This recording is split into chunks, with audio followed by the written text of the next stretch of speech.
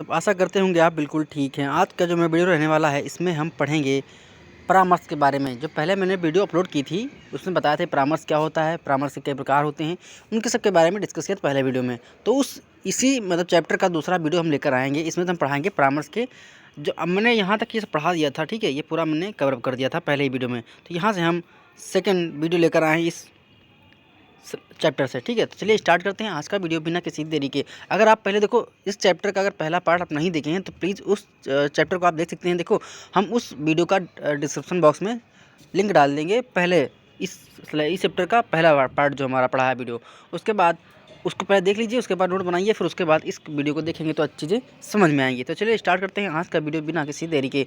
अगर आप हमारे चैनल पर नए हैं तो प्लीज़ चैनल को लाइक करिए, शेयर करिए, सब्सक्राइब करिए और देखते रहिए हमारा यूट्यूब चैनल एग्जाम आरजू क्लासेस, ठीक है? अब देखो इसमें जो पहले मैंने पढ़ा था निर्देशित, ठीक है?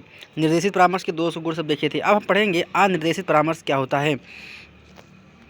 निर्देशित परामर्श के विपरीत यह प्रत्याशी केंद्रित परामर्श, यानी कि इस पे प्रत्याशी जो होता है हमारा, जैसे हमने बताया था वहाँ पर एग्जाम्पल दिया था डॉक्टर और रोगी का, ठीक है? डॉक्टर क्या होता है, परामर्शदाता होता है, और हमारा जो रोगी होता है वो परामर्श लेने वाला होता है, सलाह लेने वाला होता है। तो मैंने वहाँ पर एग्जाम्पल दिया था, मैंने अच्छे से बताया था। तो निर्देशित परामर्श के विपरीत यह प्रत्याशी केंद्रित परामर्श है। इसमें प्रार्थी की आत्मज्ञान आत्मनिर्भरता पर विशेष ध्यान रखा जाता है, यानी कि अगर डॉक्टर और रोगी के बीच सलाह परामर्श चल रहा है, ठीक है, तो वहाँ पर जो हमारा रोगी होगा यानी कि परामर्श दात्री होगा, परामर्श प्रार्थी होगा, उसके जो आत्मज्ञान और आत्मनिर्भरता पर यानी कि सेल्फ डिपेंडेंटी पर उसको बहुत अच्छा ध्यान रखा जाएगा। इसे समस्या केंद्रित परामर्श भी कहा जाता है, यानी कि अनिर्देशित परामर्श को समस्या केंद्रित परामर्श भी कहा जाता है। इस परामर्श के प्रमुख प्रवर्तक कार्ल रोजर्स माने जाते हैं, यानी कि अनिर्देशित परामर्श के जो प्रमुख प्रवर्तक हैं वो कार्ल रोजर्स साहब माने जाते हैं। इसमें प्रार्थी को आत्म प्रदर्शन, भावनाओं, विचारों एवं अभिवृत्तियों को रखने की स्वतंत्रता दी जाती है, यानी कि वो अपनी बात को रख सकता है, अपनी बात को बता सकता है, अपनी भावनाएं, अपने आत्म प्रदर्शन, यानी कि सब प्रकार की कुछ मिलाकर उसको स्वतंत्रता दी जाती है। अनिर्देशित परामर्श की मान्यताएं क्या हैं? व्यक्ति के अस्तित्व में आस्था, मानव की बुद्धिमत्ता में विश्वास, आत्मसिद्धि की प्रवृत्ति और मानवता में विश्वास, ये क्या होती हैं? अनिर्देशित परामर्श की विशेषताएं होती हैं या मान्यताएं होती हैं। अगर आपको एग्जाम में 3 विशेषताएं इसमें दिया है और आप चौथी जो है वो नहीं दी है तो आपको सही आंसर करना है, सही टिक लगाना है। आप देखेंगे अनिर्देशित परामर्श के सोपान क्या होते हैं, यानी कि उसके चरण क्या हैं। देखो यहाँ पर हमारा हुआ योजना का निर्माण, फिर होगा योजना का क्रियान्वयन, फिर वही वार्तालाप, फिर हुआ जांच पड़ताल और फिर हुआ संवेग विमोचन, और लास्ट हमारा होता है सुझावों पर चर्चा, यानी कि लास्ट में हम निष्कर्ष निकालते हैं कि कौन सा सुझाव हमको देना है रोगी को। मैंने एग्जाम्पल वहाँ पे दिया था कि रोगी और डॉक्टर का, ठीक है? परामर्श क्या होता है? परामर्श यह होता है कि सलाह लेना किसी से। अगर आप 12th पास किए हैं तो अपने भाई से बड़े से सलाह लेते हैं कि हम 12th के बाद क्या करें, तो क्या होगा? आप परामर्श लेते हैं, आप सलाह लेते हैं दूसरे से।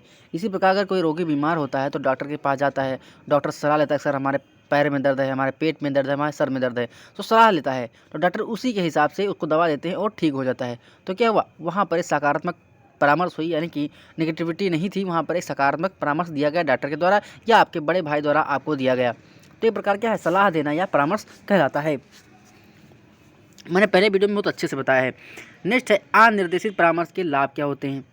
देखो, निश्चित प्रक्रिया होती है, समायोजन में सहायक होती है, संवेगात्मक समस्याओं का हल होता है, संपूर्ण विकास होता है, प्रार्थी का आत्मविज्ञान विकसित होता है, यानी कि उसका जो आत्मविज्ञान है वो विकसित होता है, स्ववर्णन का अवसर मिलता है, यानी कि उसको अपनी बात रखने का अवसर प्रदान होता है, व्यक्तिगत व सामूहिक रूप से प्रयोग, प्रार्थी स्वयं जिम्मेदार होता है, सुनने व समझने पर जोर होता है, समस्या समाधान की योग्यता विकसित होती है उसके अंदर, सरल व साधारण, सकारात्मक सृजनात्मक परिवर्तन है उसके अंदर, सकारात्मक की सोच पॉजिटिव विकसित होती है।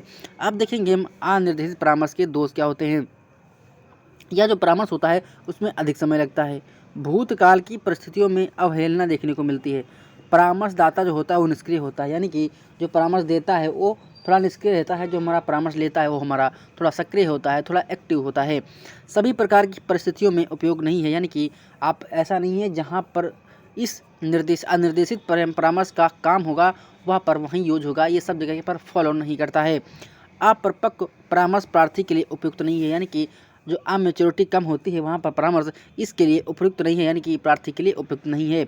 विद्यालय के लिए संभव नहीं, यानी कि विद्यालय में अनिर्देशित परामर्श का कोई भी स्थान नहीं है। व्यक्तित्व संपर्क का प्रभाव यानी कि इंडिविजुअल प्रार्थी के निर्णय पर भी निर्भर नहीं है, भावनाओं की सही अभिव्यक्ति नहीं है, संवेगात्मक पक्ष पर अधिक बल है और प्रार्थी केंद्रित यानी कि इसमें देखो अनिर्देशित में जो होता है ये हमारा टोटल प्रार्थी पे यानी कि रोगी पे डिपेंड होता है, आप इसको मान के चलिए।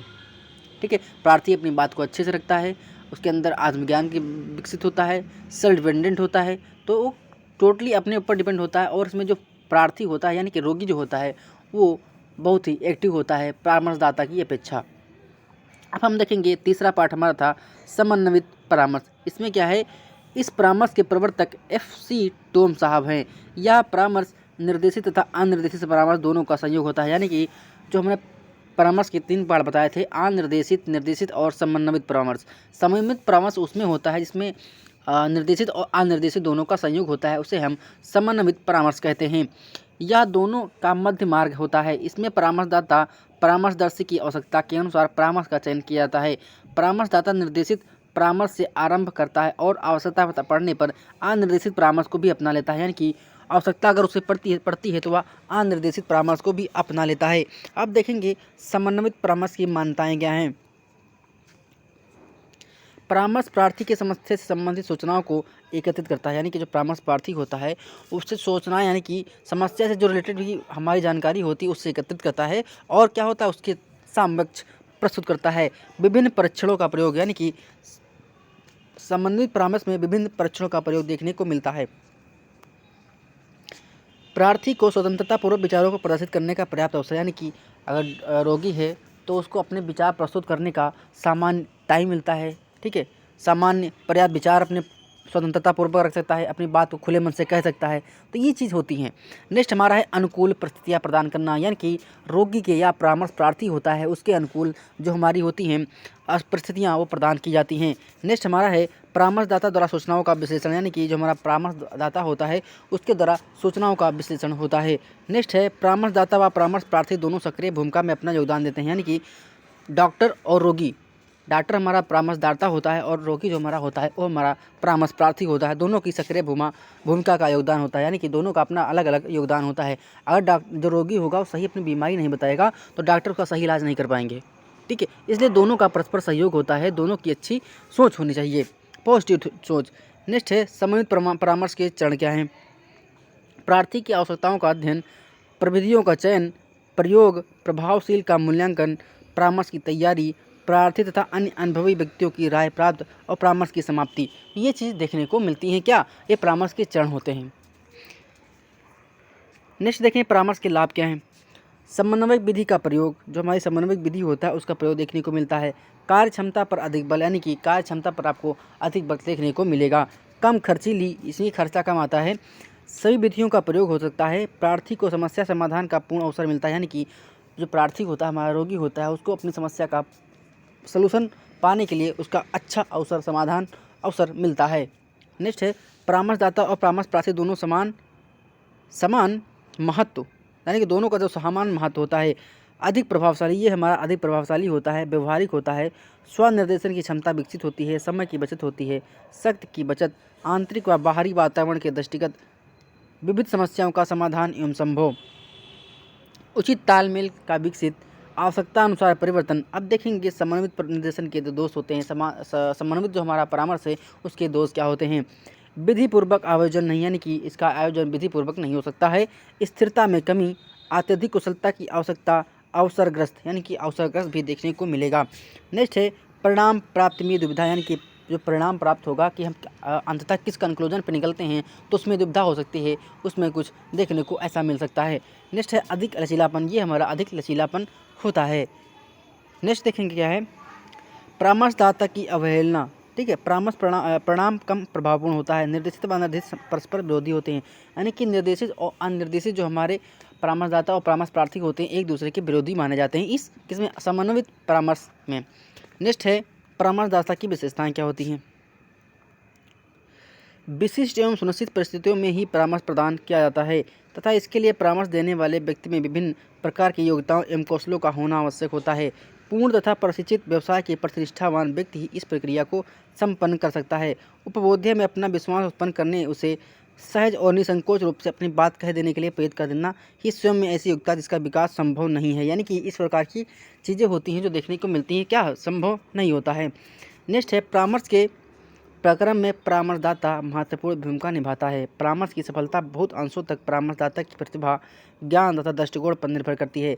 परामर्श के संपूर्ण पराक्रम में परामर्शदाता का कार्य उसके व्यक्तित्व, उनके गुण और प्रभाव से, यानी कि देखो, अगर डॉक्टर, हम आपको एग्जाम्पल दे रहे हैं, अगर डॉक्टर है और रोगी है, सलाह लेने रोगी गया कि डॉक्टर साहब हमको क्या हो रहा है, उल्टी हो रही है, हमारा पेट दर्द हो रहा है, तो जब तक रोगी जो होगा अपनी बात सही ढंग से डॉक्टर को नहीं बताएगा, डॉक्टर उसकी बात सही ढंग से नहीं सुनेगा, तो ना तो वो सही से दवा देगा और ना ही मरीज़ ठीक होगा। इसलिए दोनों को ऐसा वहाँ पर माहौल क्रिएट करना चाहिए कि दोनों एक दूसरे के परस्पर अनुकूल हों। ठीक है, अगर अनुकूल नहीं होंगे तो डॉक्टर बात को दूसरी सुनेगा, ठीक है, रोगी को दवा दूसरा देगा, तो उसकी तबीयत सुधरने के बजाय बिगड़ सकती है। ठीक है, इसलिए दोनों को खुले मन से वहाँ कर कोई भी ऐसी शर्मिंदगी वाली अगर कोई बीमारी है तो उसका खुले होकर वहाँ पर को बताना, छिपाना नहीं है। ठीक है, भविष्य में 2 ही चीज़ से कभी डरना चाहिए, एक तो डॉक्टर, दूसरा मास्टर। ठीक है, अगर डॉक्टर आपको गलत इंजेक्शन लगा दिया तो आप मर जाएंगे, और अगर मास्टर आपको गलत पढ़ा दिया तो ज़िंदगी भर आप क्या है, सक्सेस नहीं पा सकते हैं। तो इन 2 चीज़ों का आप ज़िंदगी में सदैव आदर करें। हम ऐसा नहीं कर रहे हैं, मतलब बता रहे हैं हम, ऐसा नहीं कि आप आदर करना है तो आप मम्मी पापा का आदर नहीं करेंगे, समाज में रहने वाले के लोगों का आदर नहीं करेंगे। हम बता रहे हैं अपना व्यू कि सबसे ज़्यादा इनका स्थान जो होता है सबसे ज़्यादा सोशल में, सबसे ज़्यादा मास्टर और डॉक्टर का होता है। ठीक है, तो वही हम बता रहे हैं। नेक्स्ट है, अच्छा, कुछ लोग कमेंट करते हैं कि हाँ PDF चाहिए, तो मैं आपको बता दूं, PDF हम वीडियो के डिस्क्रिप्शन बॉक्स में टेलीग्राम चैनल का लिंक डाल देते हैं। आप उस पर क्लिक करके हमारे ग्रुप से जुड़ सकते हैं और वहाँ पर आपको PDF डाउनलोड मिल जाएंगे, वहाँ पर आप डाउनलोड कर सकते हैं। ठीक है, अभी एग्ज़ाम डेट नहीं आया है, अभी कोई शॉर्टलिस्ट नहीं हुआ, शॉर्टलिस्ट होने के बाद आपका एग्ज़ाम होगा। आज 6 तारीख हो गई है। ठीक है, अभी शॉर्टलिस्ट का कोई नोटिस नहीं आया है, शॉर्टलिस्ट नहीं हुआ है। हमको मान के चलता, हमारा जहाँ तक अंदाज़ा है, जहाँ तक हमारा पूर्वानुमान है कि ये एग्ज़ाम मान के चलिए आपका जनवरी तक होने के चांसेस, या फिर दिसंबर लास्ट तक हो जाए, या जनवरी तक होने के चांसेस हैं। ठीक है, क्योंकि अभी UP SSC शायद अपना नया कैलेंडर जारी किया है, तो उस कैलेंडर में इस एग्ज़ाम की हो सकता है डेट डाल दे। ठीक है, अब देखेंगे क्या है, शारीरिक तथा स्नायुविक ऊर्जा, उद्देश्य व दिशा का ज्ञान, उत्साह, मित्रता, प्यार, सत्यनिष्ठा, बुद्धि, विश्वास, ये क्या होते हैं, ये हमारे जो मैंने बताया था परामर्श की विशेषताएं हैं। क्या है, देखो, परामर्शदाता की विशेषताएं, यानी कि जो डॉक्टर है उसकी क्या विशेषताएं होती हैं। ठीक है, उसको हर चीज़ का ज्ञान होना चाहिए, उसके अंदर उत्साह होना चाहिए। ठीक है, जो मित्रता, प्यार, यानी कि अगर रोगी आए तो उससे प्यार से बात करना चाहिए, नहीं ऐसा नहीं कि उसको डांट के भगा दीजिए। ठीक है, प्यार होना चाहिए। सत्यनिष्ठा, यानी कि वो सत्य हो, बुद्धि उसके अंदर हो, ऐसा नहीं चूतिया डॉक्टर हो तो आप झोला छाप डॉक्टर हो, आप उसको दवा लीजिए तो आपकी तबीयत सुधरने की बजाय बिगड़ जाए। ठीक है, विश्वास हो आपके ऊपर, कुशलता है, ऐसे मन कि आप उसके अंदर कौशल भी हो, निश्चय की क्षमता, उसके अंदर हर चीज़ जानने बुझने की क्षमता हो। देखो, ये सब जो हैं, ये ना, ये सब डॉक्टर की, समझ लीजिए, ये डॉक्टर की क्या है, विशेषता हैं। फिर दूसरों की आवश्यकताओं का ध्यान, यानी कि डॉक्टर को आवश्यकता का ध्यान रखना चाहिए कि रोगी की किस चीज़ की आवश्यकता है, शरीर में किस चीज़ की कमी है। दूसरों के दृष्टिकोण की प्रति सहिष्णुता, व्यक्तियों को समझाना, सामाजिक संवेदनशीलता, ईमानदारी, निष्ठा, ये सब चीज़ें हैं डॉक्टर की, जो हमारी परामर्शदाता होता है उसकी विशेषताएँ होती हैं।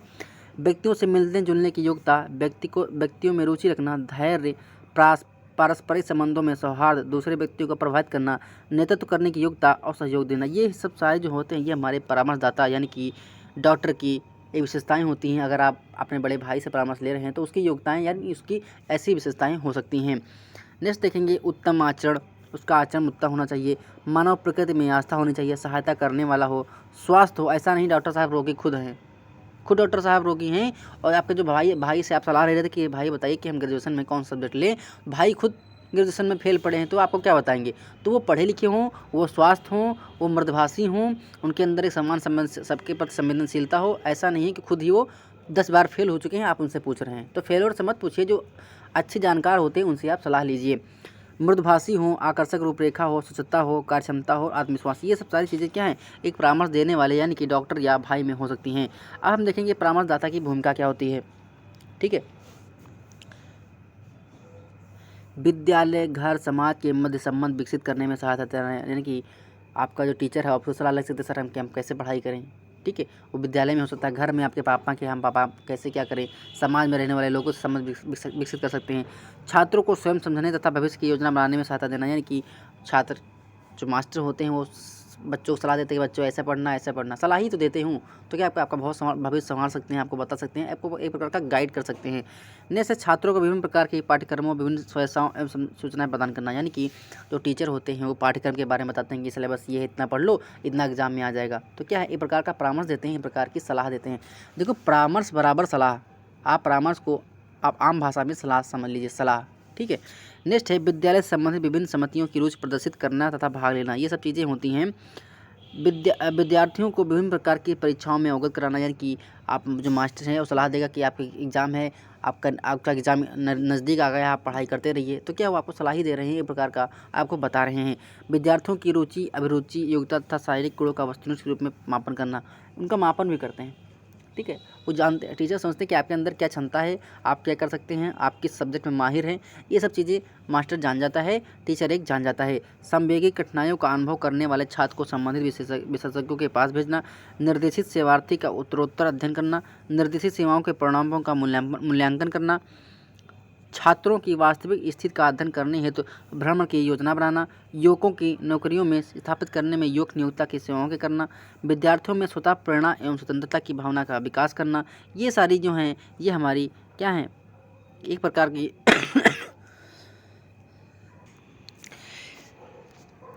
आत्मनिर्देशन में प्रकृति करते हुए विद्यार्थियों की सहायता करना, विद्यार्थी के पारिवारिक वातावरण, आर्थिक स्तर, व्यक्तित्व से संबंधित विभिन्न पदों के संबंध में जानकारी प्राप्त करना, विद्यालय से गहरा संबंध बनाना। ये सब सारी विशेषताएं थी, आप इसको पढ़ सकते हैं। हम नेक्स्ट देखेंगे हम क्या, छात्रों के साथ कार्य करने अथवा आवश्यक गुण।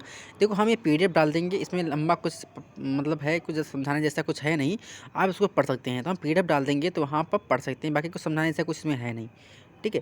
ये कुछ ज़्यादा लिखा है डीप थ्योरी में, तो हम ये ग्रुप अपने टेलीग्राम चैनल पर इस PDF का लिंक डाल देंगे और PDF भी वहाँ पे प्रोवाइड कर देंगे। तो आप इसको चाहे प्रिंट आउट निकलवा सकते हैं, चाहे ऐसे ही पढ़ लेंगे, जैसे आपको सूटेबल लगे आप पढ़ लें। आप नोट्स बनाते रहें, क्योंकि जब नोट्स बनाएंगे तब आपको चीज़ें अच्छी दिन तक याद रहेंगी, आप बारी बारी रिविजन कर सकते हैं। एक लोग का आज कमेंट आया था कि सर सोशियोलॉजी के जो आप क्वेश्चन कराए थे वो बहुत टफ थे।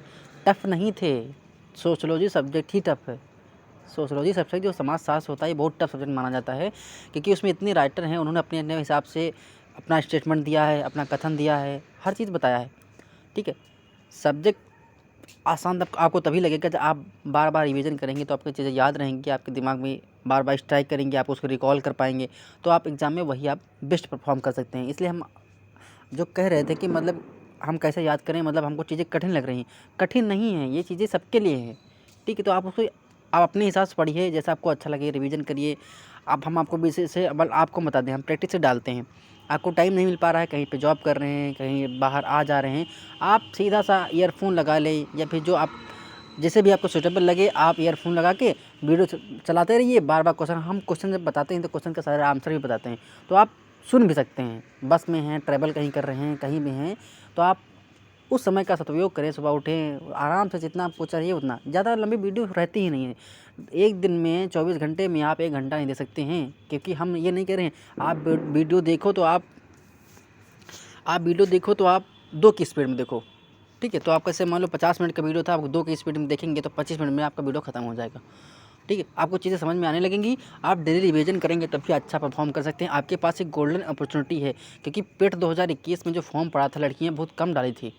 ठीक है। अब 2022 में पेट का एग्ज़ाम हुआ है, इसमें बहुत सारी लड़कियां कैंडिडेट फॉर्म फिलअप की थी।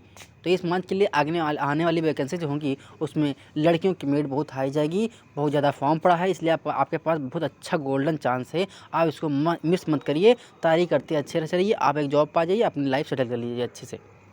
ठीक है। ज़्यादा कुछ नहीं है, अब हम बताएंगे। अगली वीडियो तो हमारी रहेगी, इतना ही था मोटिवेशन थोड़ा। अगला जो हमारा वीडियो रहेगा, मैंने जो पिछला सोशियोलॉजी बताया था, ठीक चैप्टर वाइज करवा रहा हूँ वहाँ पर, तो 39 क्वेश्चन करवाए थे। अब हमारा जो रहेगा उसमें 50 क्वेश्चन सीरीज़ रहेगी, वो भी 20-25 मिनट का वीडियो शायद रहेगा, तो उसको पढ़ लेना, तो आपका शायद कुछ भला हो जाए उस वीडियो से। 1-2 क्वेश्चन फंस जाएगा तो बहुत बड़ी बात होती है।